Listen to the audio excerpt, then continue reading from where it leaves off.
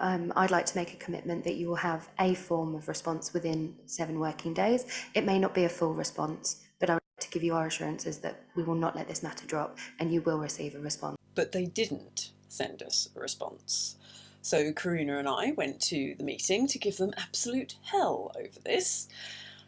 But as luck would have it, we bumped into the Democratic Services officer who had been responsible for sending the reply, and apparently they had done it, but it hadn't come through to Carinna's email for some reason. Anyway, he was able to dash off and print us out a copy of what had been sent, which meant a frantic redoing of the beginning of Carinna's speech, because otherwise, if she'd gone in, we were really going in guns blazing with that speech. It would have been a little bit awkward, but anyway, thankfully we were spared that one. Here's how Carinna dealt with it all. Good evening. I'm here to discuss your email response regarding the danger of EVs. Referring us to trading standards is an inadequate response considering the severity of the fire hazard. The national press reports that a record number of e-bike and e-scooter fires have been recorded this year. The charity Electrical Safety First estimates that a fully charged e-bike battery can explode with the same energy as 6 hand grenades.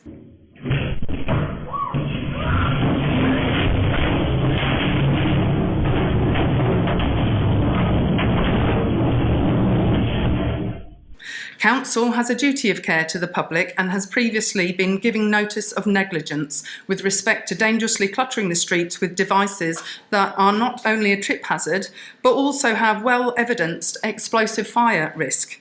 When will Council address their now grossly negligent position? Other local residents have also not been properly responded to. Climate Emergency Officer Ben Plummer is yet to answer a Freedom of Information request from the 26th of June to explain what the exact parameters of the climate emergency are.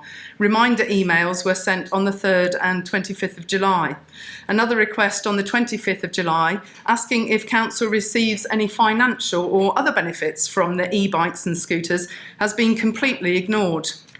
We're also awaiting the evidence the Council used for their decision to declare a man-made climate emergency when neither the IPCC nor UK Government has formally declared one.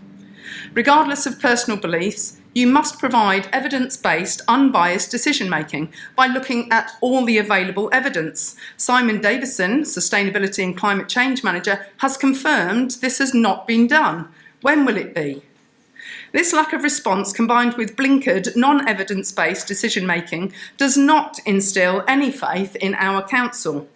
It's entirely forgivable that Council may not have originally understood the horrific environmental harms caused by the production of EVs and the dangers they present. But now you do, we cannot forgive or accept this continued willful negligence. The Council has a duty to the public to be transparent and accountable, especially when public money is being spent. If you cannot show evidence for your decision-making and spending, as has been pointed out in numerous emails, this is a misappropriation of public funds. And just in case you are unaware, you are individually liable, and misconduct in public office can result in life imprisonment. The public are not going to stand for Council ignoring them.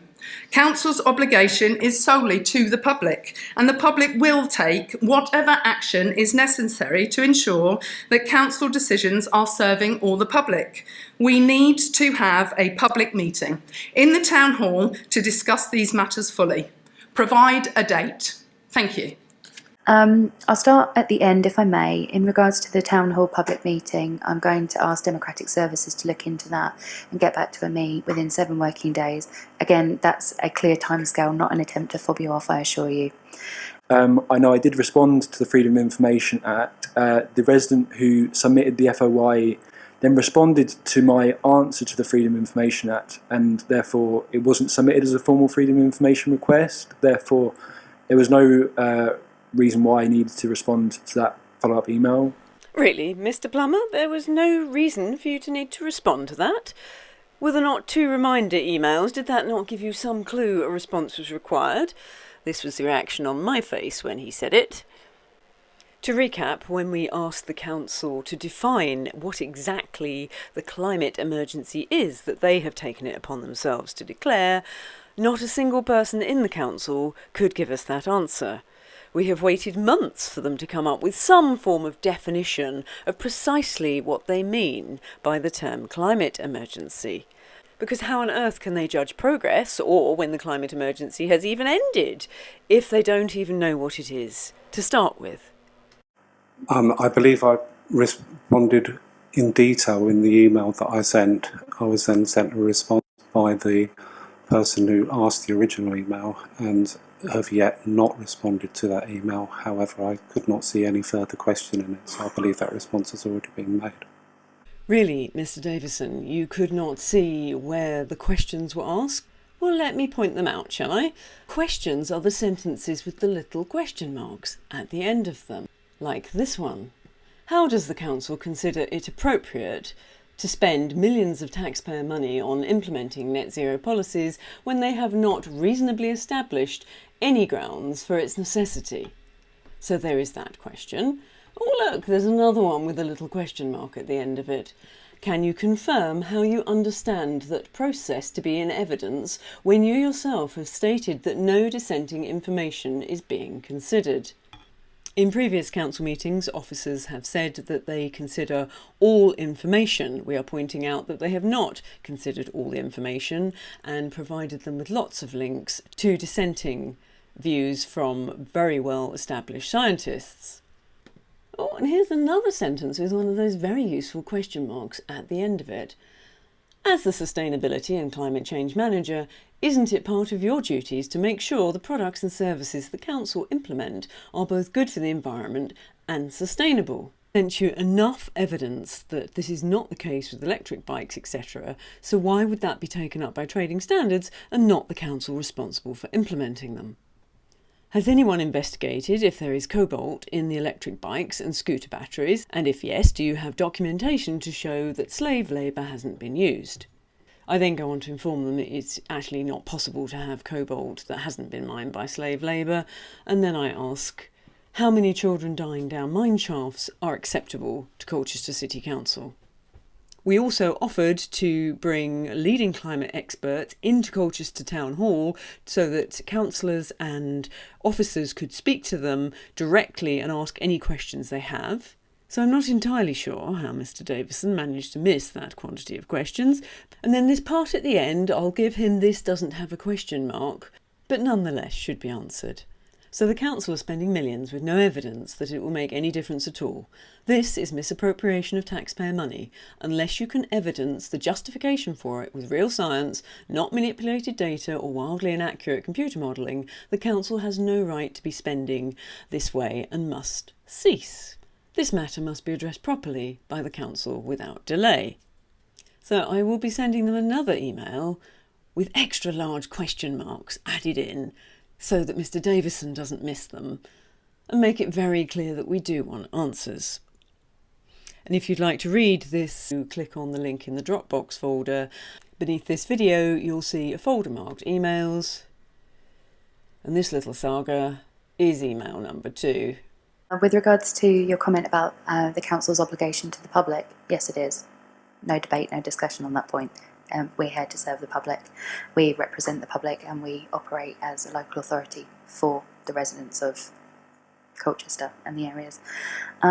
With regards to the comment you made about misconduct in office, I do take that very, very seriously, and I would urge either yourself or any other members of the public who think misconduct in office is occurring to address the monitoring officer, who is a gentleman by the name of Andrew Weavers. He is the monitoring officer and the head of governance, and it's his responsibility, one of his responsibilities, is to look into any complaints about councillor conduct. So he would be the appropriate person to address on that point.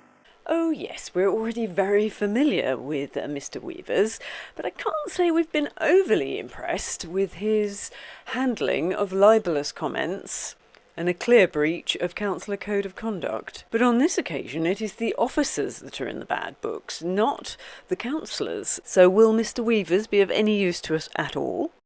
So it's not just us that are saying EVs are dangerous. You know, public transports are banning them because they are. And the response we got from your email saying, well, you know, so do combustion engines. You know, there's a difference here with the explosive nature of these fires. And I don't think the hazard of them are being taken seriously. So that's where I'm identifying gross negligence going on, because we have identified these. And in fact, recently there was a tragedy in Cambridge where a mum, 2 children and 2 dogs had died because of an e-bike battery.